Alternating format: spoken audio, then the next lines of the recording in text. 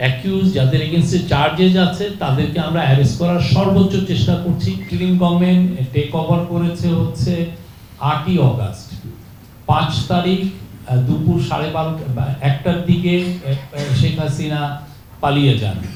এরপরের থেকে 8 তারিখ সন্ধ্যা পর্যন্ত যে টেক ওভারের মানে ওথ টেকিং এর আগ পর্যন্ত দেশে কোনো সরকার ছিল না। তো ওই সময় আমরা যেটা জানতে পারছি সেটা হচ্ছে ওই সময় বেশিরভাগ লোক পালিয়ে আছে। আমরা এই ইন্টারিম গভর্নমেন্ট টেক ওভার করার পরে পুলিশকে যখন আবার তাদের ডিউটিতে ফিরিয়ে আনা হলো, তারপরে এই বিষয়টি নিয়ে আমাদের সবচেয়ে টপ প্রায়োরিটি ছিল এই লোকগুলো কই গেল, এরা কি দেশে আছে নাকি পালিয়ে গেছে। কিন্তু কথা আনফরচুনেট পার্ট হচ্ছে যে আমাদের দেশের 4-5টা মানে আপনি যদি দেখেন বর্ডারগুলো অনেক ক্ষেত্রেই দুর্বল বর্ডার, তো ফলে অনেকে ওইটাকে ম্যানিপুলেট করে অনেকে পালিয়ে গেছেন, যেটা আমরা ইদানিং দেখছি।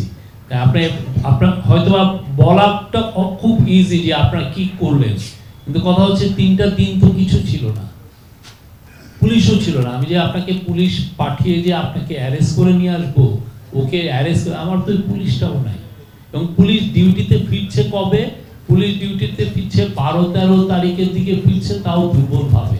আপনি দেখেন আমাদের ছেলে মেয়েরা, আপনারা অনেকেই ট্রাফিক পুলিশের দায়িত্ব পালন করেছেন, অনেকে রাত জেগে তাদের পাড়াটা পাহারা দিয়েছেন, পুলিশ ছিল না। তো আপনি আমাকে, আমার মনে হয় যে অগাস্টের প্রথম 2টা সপ্তাহ এই যে বাংলাদেশের সোসাইটি যেইভাবে তারা কাজ করেছে একতাবদ্ধভাবে, এটা বাংলাদেশের ইতিহাসে একটা নজিরবিহীন।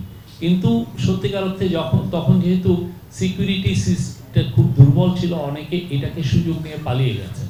আমরা তারপরে এসে যাদেরকে পাচ্ছি, যারা অ্যাকিউজ যাদের এগেইনস্টে চার্জেস আছে তাদেরকে আমরা অ্যারেস্ট করার সর্বোচ্চ চেষ্টা করছি। সেটার জন্য বিভিন্ন টিম কাজ করছে এবং নির্দেশনাও দেওয়া হয়েছে।